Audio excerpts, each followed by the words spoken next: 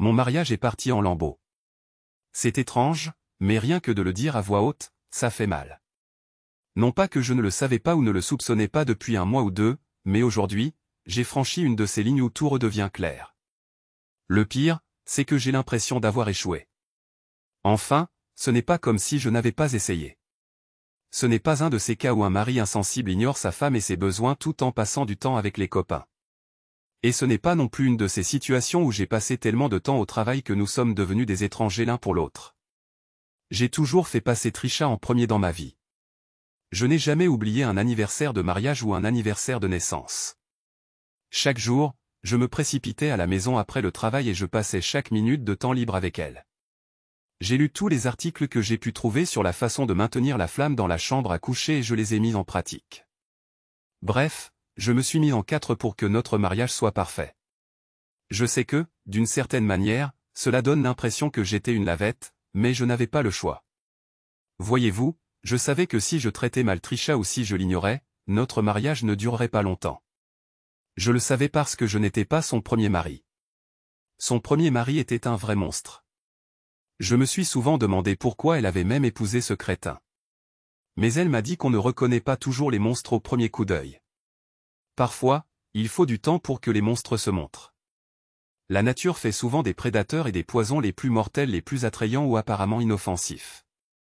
Je pensais à ça en arrivant sur le parking du bar du coin ce matin-là. Je venais juste de signer les papiers du divorce. Formellement, j'étais un homme libre. Tant de chagrin et de douleur s'étaient accumulés en moi que j'ai décidé que venir ici était la meilleure façon de les noyer et peut-être aussi de faire une bonne action pour mon prochain. J'avais un objectif, et s'il était aussi traditionnaliste que l'avaient dit mes informateurs, il devrait arriver à ce bar dans les prochaines minutes. C'est étrange, mais bien que cet endroit ne soit qu'à 2 pas de chez moi, ça me faisait mal de dire ma maison au lieu de notre maison. Quoi qu'il en soit, bien que cet endroit ne soit qu'à 2 pas de chez moi et que j'y sois venu plusieurs fois, je n'y étais jamais venu sans Trisha. J'étais venu ici assez souvent avec Trisha et d'autres amis pour connaître les barmen et les serveuses par leur nom. Une autre ironie était que ma cible avait aussi l'habitude de venir ici fréquemment. Il s'est garé quelques secondes après moi, sa vieille BMW grise vieillissante s'est garée à côté de ma Mustang GT 2013 bleu nuit. Nous sommes sortis de nos voitures au même moment. « Belle voiture », dit-il en souriant. « Merci », dis-je. « Si vous permettez, vous avez l'air heureux. »« Oui », dit-il. Aujourd'hui, je me suis débarrassé de la culpabilité de la situation dans laquelle je me suis laissé entraîner. Mais tout s'est arrangé pour le mieux, et maintenant nous pouvons aller de l'avant vers notre avenir. Waouh, dis-je. Ça ressemble à une raison de boire. C'est tout à fait ça, dit-il en souriant. Eh bien, je suis ici pour une raison plus prosaïque, répondis-je alors que nous nous approchions de l'entrée du bar. Juste une soirée ordinaire avec des amis ? Demanda-t-il. Non, dis-je. C'est plutôt une affaire d'assurance. Il me regarda étrangement. En fait, dis-je, je serai prêt à vous offrir quelques verres en échange d'un service qui ne vous coûtera pas un seul centime. À en juger par sa voiture, je pouvais voir qu'il était économe. J'ai donc pensé qu'en lui offrant un verre ou deux, je pourrais l'attirer dans mon piège. Qu'est-ce que je devrais faire ? Demanda-t-il. Oh, le voilà, dis-je en entrant dans le bar. J'ai pointé du doigt une table au fond où un homme était assis avec un ordinateur portable connecté à un boîtier. J'ai conduit mon nouvel ami vers lui. Je travaille pour une entreprise qui insiste pour que tous ses employés subissent un test polygraphique, dis-je. En fait, nous sommes tenus de passer régulièrement un test polygraphique afin qu'ils puissent s'assurer que nous ne volons pas l'entreprise ou que nous ne faisons rien qui puisse nuire à l'image de l'entreprise. Si vous êtes prêt à témoigner lorsque je passerai mon dernier test polygraphique, je vous offrirai un verre. Pas de problème, dit-il. En fait, ça pourrait même être intéressant. Quand nous nous sommes assis, l'homme avec l'ordinateur portable m'a connecté à la machine. Il a attaché des électrodes à mon poignet et à mes tempes et a allumé la machine. Très bien, Ed, tu sais quoi faire, dit-il. Je vais poser les questions et vous répondrez par oui ou par non. Certaines questions se rapporteront directement à votre travail. D'autres peuvent concerner des intérêts extérieurs ou même votre vie personnelle. J'ai hoché la tête, et mon invité a semblé très intrigué. Depuis votre dernier test, avez-vous été véridique et honnête dans tous vos rapports de dépenses ? Demanda-t-il. Oui, dis-je. Depuis le dernier test, avez-vous été véridique et honnête avec tous vos clients? Demanda-t-il. Oui, dis-je. Avez-vous déjà volé quelque chose? Demanda-t-il. Non, répondis-je. Pensez-vous que vous pourriez faire le travail de votre patron mieux que lui? Demanda-t-il. Oui, répondis-je. Voulez-vous son poste? Demanda-t-il. Oui, répondis-je. Avez-vous jamais frappé votre femme? Demanda-t-il. Non, dis-je. Avez-vous déjà frappé une femme? Demanda-t-il. Jamais, dis-je. Négligez-vous votre mariage au profit du travail? Demanda-t-il. Non, dis-je. Qu'est-ce que vous mettriez en premier, votre mariage ou votre travail? Demanda-t-il. Mon mariage, bien sûr, ai-je répondu. Je peux toujours trouver un autre emploi. Mon témoin était très intéressé. Il s'est même mis à surveiller les aiguilles sur l'écran de l'ordinateur à chaque question posée et à chaque réponse donnée. Avez-vous déjà trompé votre femme? A demandé l'examinateur. Pas une seule fois, ai-je dit.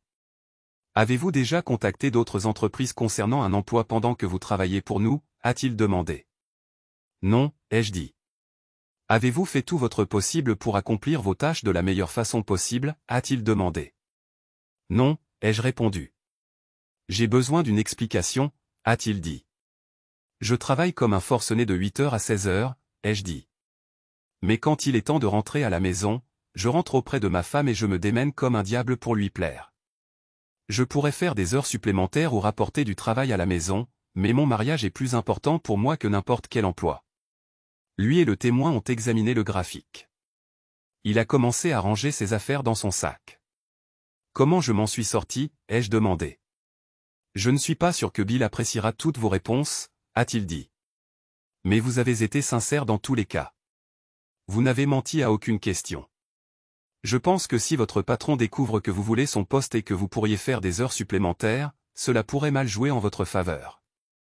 Mais vos explications selon lesquelles votre mariage et votre femme sont très importants pour vous auront beaucoup de poids. Il a tendu un formulaire à signer et un stylo à mon témoin. Très bien, ai-je dit, en regardant mon nouvel ami. On se boit un verre pour fêter ça? J'ai fait signe à la serveuse de venir à notre table, et quand elle s'est approchée, je lui ai donné nos commandes. C'était intéressant, a-t-il dit. Vous êtes dans la vente d'une manière ou d'une autre, n'est-ce pas, ai-je répondu. Je n'arrive pas à croire qu'il soit autorisé à vous poser des questions sur votre vie personnelle. N'est-ce pas illégal, a-t-il demandé. Les avantages sociaux que nous avons sont tellement bons que nous les approuvons tous, ai-je dit. À en croire vos réponses, vous devez vraiment aimer votre femme, a-t-il dit en souriant. J'essaie d'être le meilleur mari possible, ai-je dit. Si jamais nous nous séparons, je ne veux pas que ce soit de ma faute. Mais de nos jours, tellement de mariages se terminent par un divorce.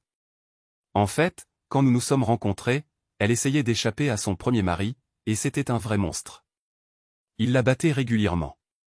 Il ne voulait jamais avoir de relations sexuelles avec elle, et ils ne faisaient jamais rien ensemble. Il l'enfermait tellement dans leur maison qu'elle a cessé de se sentir comme une femme ou une personne.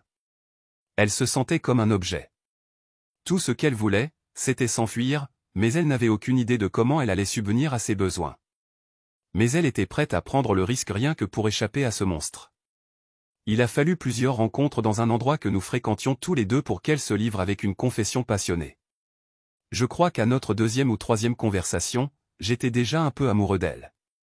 Elle avait 32 ans et j'en avais 34, et nous semblions le couple parfait, et elle ne faisait pas du tout ses 32 ans. Au premier abord, je n'aurais pas deviné plus de 25 ans. Après quelques rendez-vous supplémentaires, nous avons pris l'habitude de nous tenir la main et j'ai commencé à rêver au jour où elle pourrait se libérer de ce salaud qui la battait. Après quelques rencontres supplémentaires, elle a décidé qu'il commençait probablement à se douter de quelque chose. Se douter de quoi, ai-je demandé. Que je m'intéressais à quelqu'un d'autre, m'a-t-elle dit en retenant son souffle. J'étais jaloux et j'hésitais sans cesse jusqu'à ce qu'elle laisse entendre que la personne qui l'intéressait, c'était moi. Elle a suggéré de trouver un endroit plus discret pour se rencontrer.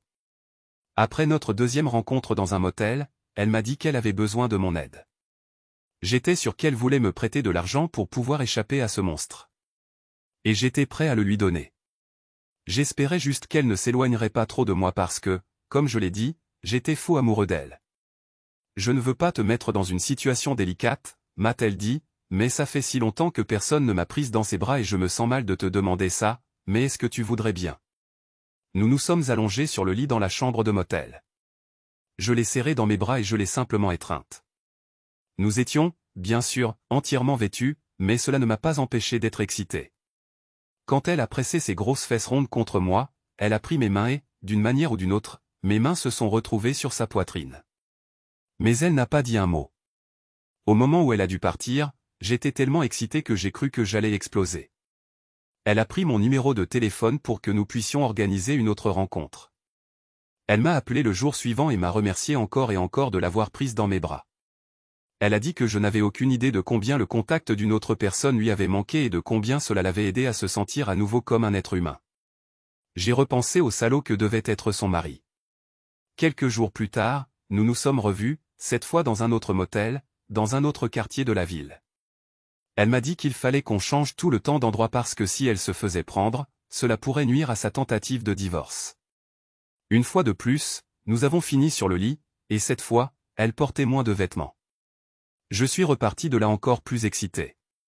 Le lendemain, lorsque nous parlions au téléphone, elle n'a pas mentionné une seule fois qu'elle était contente de ce que j'avais fait. J'ai commencé à penser que peut-être que cela ne lui avait pas vraiment plu. En fait, elle semblait distraite pendant la conversation.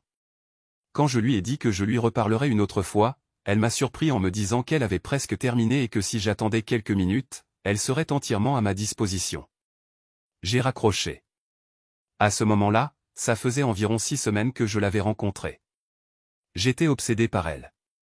Ce n'était pas la plus belle femme du monde, mais elle était très jolie, et j'avais commencé à me l'approprier, à la considérer comme mienne. Je n'avais eu aucun rendez-vous ni de relation sexuelle depuis que j'avais commencé à la fréquenter, et j'avais l'impression qu'elle se servait de moi.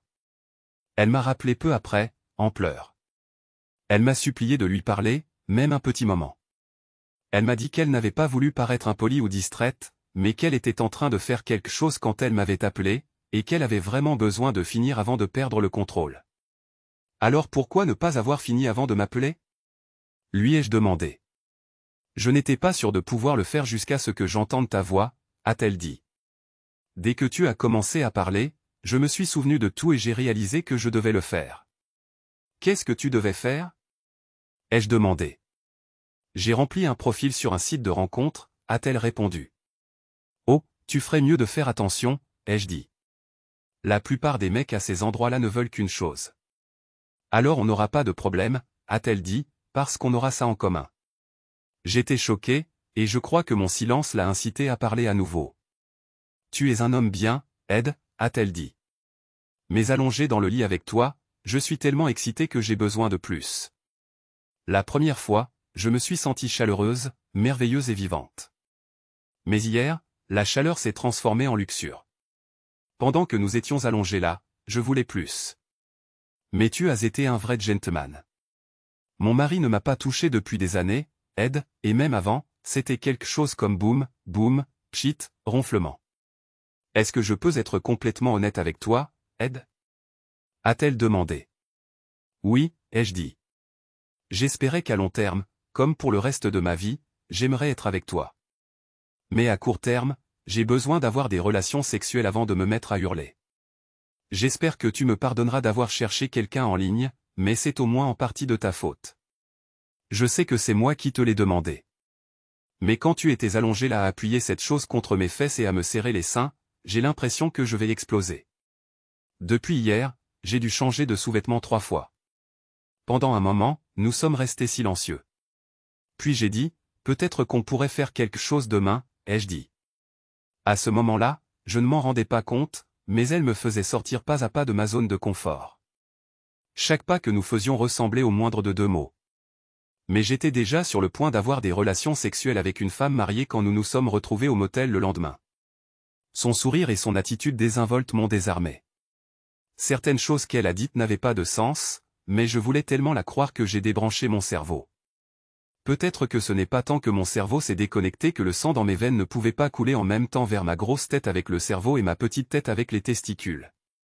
Je sais que ça semble mal, a-t-elle dit, mais si tu y réfléchis, ça ne l'est pas. Tout d'abord, mon mari ne perd rien parce que je n'ai pas de relation sexuelle avec lui de toute façon. Et deuxièmement, puisque tu vas être mon prochain mari, c'est à toi de toute façon. Nous nous sommes mis au lit comme d'habitude, mais cette fois sans vêtements. Son corps était un peu plus rempli que ce que j'avais prévu, mais chaud, doux et réactif.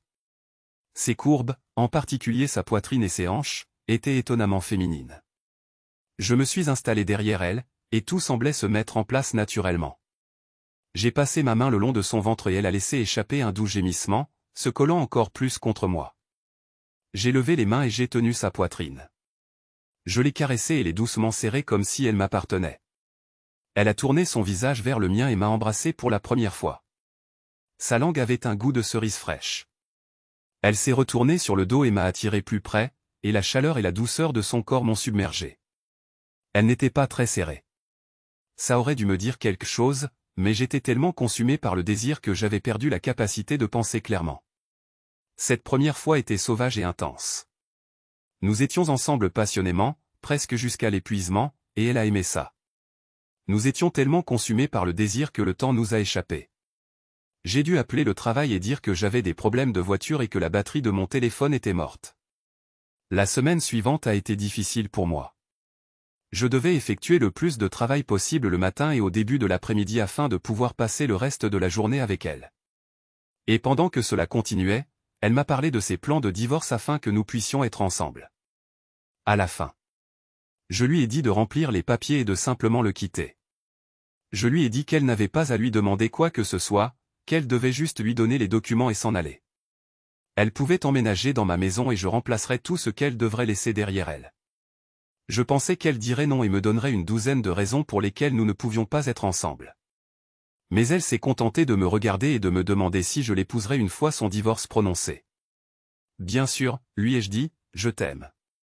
Je t'aime plus, a-t-elle répondu, et nous l'avons fait. Elle a engagé un avocat pour préparer les papiers du divorce, invoquant des différends irréconciliables. Elle n'a rien demandé en pension alimentaire ou autre, et puisqu'il n'avait pas d'enfant, il n'y avait rien qu'il puisse faire.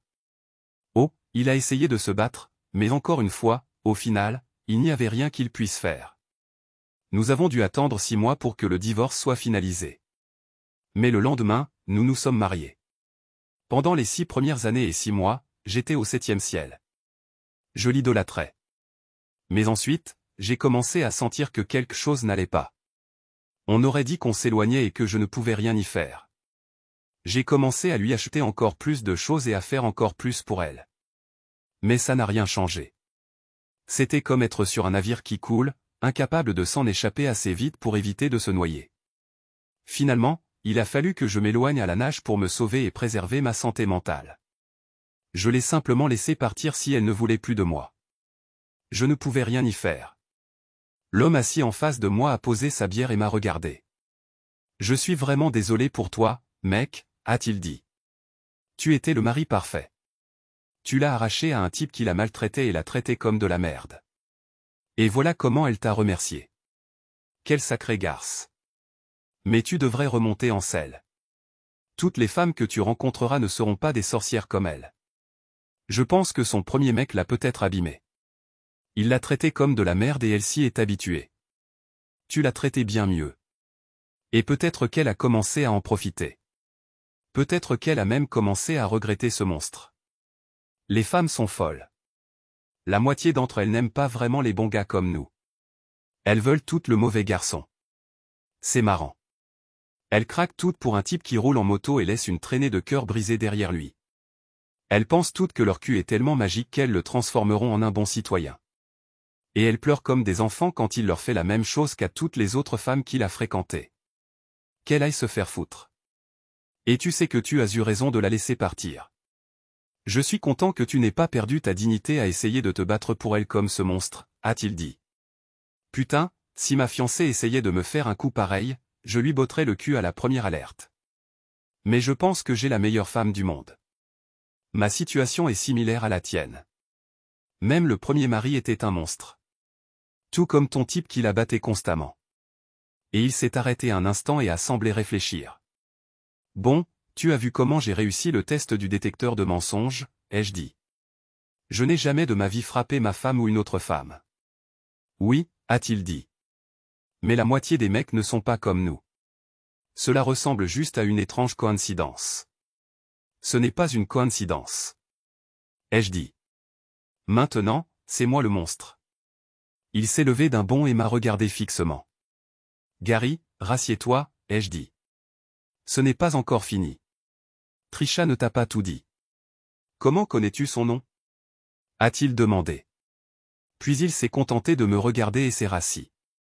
Au moment où toi et Trisha vous êtes rencontrés, je commençais déjà à avoir des soupçons. J'ai commencé à penser que j'avais peut-être fait quelque chose de mal ou omis de faire quelque chose que j'aurais dû faire. J'ai engagé un détective privé pour la suivre pendant un certain temps afin de savoir ce qu'elle faisait et c'est là que j'ai découvert ton existence. Étonnamment, ton style de vie était différent du mien. Elle t'a mis au lit presque immédiatement. Le sexe, c'est génial, n'est-ce pas? Il a hoché la tête nerveusement. Profite en tant que tu peux. Un conseil pour l'avenir. Fais comme moi et ça durera plus longtemps. Lis tous les articles que tu peux trouver et change constamment. C'est comme ça que tu dureras plus longtemps. Tu vois Gary, en ce moment, tu es le chevalier en armure qui combat le putain de monstre pour sauver Trisha. Mais une fois qu'elle sera fatiguée de toi, alors Gary, tu deviendras toi-même le monstre. Je me suis mis en contact avec le type qu'elle a épousé avant moi. Gary. Mon mariage avec Trisha a duré 7 ans. Je suis certainement le mari le plus durable de sa vie. J'espère sincèrement que tu pourras battre mon record. Anne. Combien de fois a-t-elle été mariée? A-t-il demandé. Je pensais que tu étais son premier mari. Alors tu étais le deuxième, Gary. J'étais son 4e mari, ai-je dit. Elle a épousé son premier mari à 20 ans. Ça a duré 3 ans. Elle est restée avec son deuxième mari pendant 5 ans. Avec le type avant moi pendant presque 4 ans. Et tout comme moi, il ne levait jamais la main sur elle. Pendant tout ce temps, j'ai pensé que c'était une sorte de brute, mais en réalité, c'était juste un type normal comme moi. Il a fait de son mieux pour la retenir, non pas parce qu'il voulait continuer à la blesser, mais parce qu'il l'aimait beaucoup. Même après avoir découvert mon existence, il était prêt à la reprendre. Je n'ai pas ce genre d'amour. Alors, quand j'ai découvert ton existence, j'ai gagné du temps pour organiser le même genre d'accord qu'il avait. Je n'ai pas à lui verser de pension alimentaire et elle emménage juste avec toi. Tu vas devoir faire attention, Gary. Elle va bientôt avoir 40 ans. Alors, quand son tour viendra, elle voudra une sorte de garantie. Si tu réussis à la garder plus longtemps, tu finiras peut-être par payer les factures. Mais comment savoir si c'est la même femme? Demanda-t-il. Je lui ai tendu mon portefeuille. Il contenait beaucoup de photos de Trisha. Parce que nous n'avions pas d'enfants. Il a regardé mes photos de mariage et des photos de vacances, de voyages et de jours fériés. Sur presque chaque photo, nos visages étaient pressés l'un contre l'autre comme des jeunes mariés, et nous sourions. C'est bien elle, dit-il tristement. Sous la tristesse, j'ai décelé une pointe de colère. Elle a l'air malheureuse, n'est-ce pas? Demandai-je sarcastiquement. Probablement parce que je la torturais. J'ai remarqué qu'une des serveuses se tenait près de notre table. On a presque fini, Jessie, dis-je. Oh, ça ne me dérange pas, répondit-elle. Elle secoua la tête et ses longues boucles châtains tombèrent sur ses épaules. Elle s'approcha de moi et se pencha. J'ai entendu dire que tu divorces de Trisha et je voulais juste te dire que quand tu recommenceras à sortir, tu devrais me mettre en haut de ta liste. Il faut que tu me préviennes quand ça arrivera pour que je puisse prendre un service plus tôt. Elle se releva, sourit à nouveau et retourna au bar. En tout cas, dis-je, je te raconte tout ça dans l'espoir que tu auras plus de succès que moi. Et je te dis aussi ça parce qu'une fois que tout sera fini, je vais déménager dans un autre état pour prendre un nouveau départ.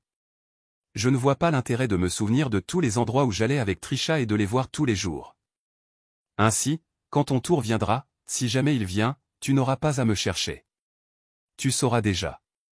Et souviens-toi, tu devrais probablement faire un contrat de mariage avant de l'épouser. J'en ferai un qui stipule que si elle trompe un jour, elle n'aura rien. Il déglutit très bruyamment et prit une grande gorgée de sa bière. D'après ce que j'ai compris, dis-je, elle est comme un moteur de temps. Elle passe constamment d'un état à l'autre. Elle aime tromper et chercher son chevalier servant. Pendant un certain temps, la tromperie rend le sexe incroyable. Puis tout redevient normal et elle commence à se désintéresser. Et ensuite, tu deviens le monstre et elle doit trouver un nouveau chevalier pour la sauver de toi pendant un certain temps. Tu te sentiras affreux quand tu deviendras le monstre. Alors, je veux que tu te souviennes de quelque chose. Comme je te l'ai dit avant, le type qu'elle a épousé avant moi n'était pas un monstre. C'était juste un type ordinaire. Il était tout aussi idiot que toi et moi. Le vrai monstre ici, c'est Trisha. Souviens-toi juste de ça et tout ira bien. J'ai déjà quelques rendez-vous de prévus et certains d'entre eux semblent très prometteurs. J'ai fait signe au revoir à la serveuse. Gary avait l'air très ému. Je suis sorti du bar, je suis monté dans ma Mustang et je suis parti. Pour la première fois depuis longtemps, je me sentais mieux. J'avais l'impression que ma vie était devant moi, pas derrière moi.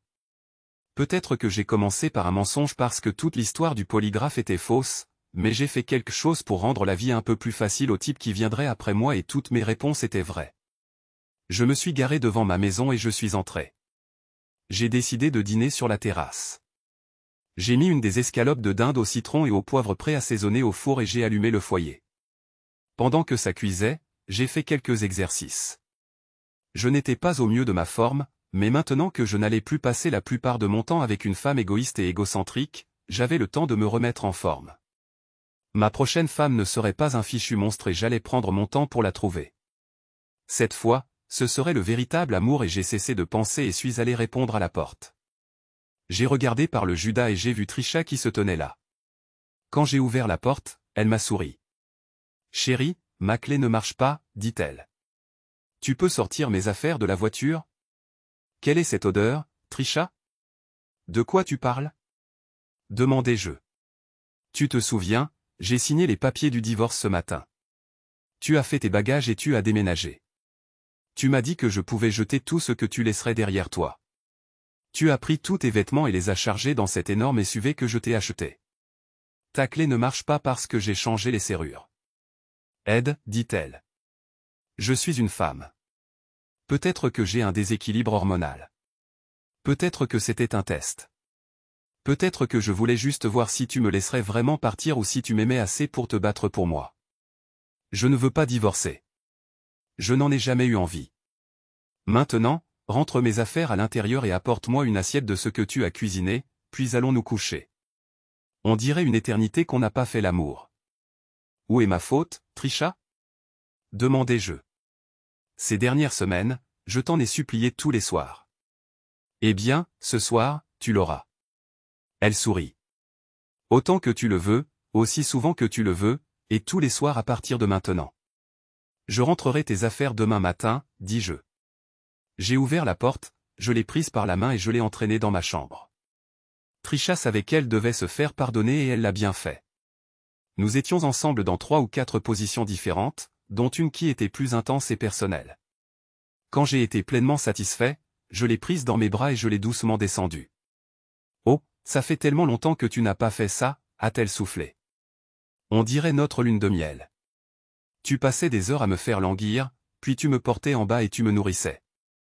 Arrivé en bas des escaliers, je ne me suis pas dirigé vers la cuisine. J'ai marché droit vers la porte d'entrée et je l'ai ouverte. J'ai franchi le seuil et j'ai descendu les 3 petites marches qui menaient au sol. Puis, sans ménagement, j'ai laissé tomber Trisha sur son derrière et je suis rentré dans la maison. Une seconde plus tard, elle frappait rageusement à la porte. « C'était quoi, ça ?» a-t-elle demandé. « Je t'ai dit que je t'aimais. On est de nouveau ensemble. Comment peux-tu me traiter comme ça après ce qu'on vient de faire ? On vient de faire l'amour. Je t'ai même laissé faire. » Putain, ai-je dit. Hein ? A-t-elle demandé. Ce qu'on vient de faire était dégoûtant. Il n'y avait aucun amour là-dedans. Le fait que tu n'aies pas remarqué la différence me fait me demander si tu m'as jamais aimé ou si tu as jamais aimé ces pauvres types. On n'est plus ensemble, Trisha. Tu as demandé le divorce, j'ai accepté. Les papiers sont signés, notariés et enregistrés. Mais on peut l'annuler à tout moment, a-t-elle dit. Mais on ne veut pas, ai-je répondu. Du moins, pas moi. Et tu devrais arrêter de mentir, aussi. Tu n'es là que parce que Gary a été assez intelligent pour se débarrasser de toi avant de faire la plus grosse erreur de sa vie. Bravo à lui. Mais maintenant, je suis plus malin aussi. Je ne serai pas ton plan B. Mais on vient de, a-t-elle marmonné. Tu viens de te servir de moi, a-t-elle sifflé, furieuse. Tu es un monstre. Carrément, ai-je dit, en fermant la porte et en riant aux éclats sur le chemin de la douche. Merci d'avoir été avec nous. Et si vous faites partie de ceux qui regardent en silence, laissez juste un like, ça aide de nouvelles histoires à voir le jour.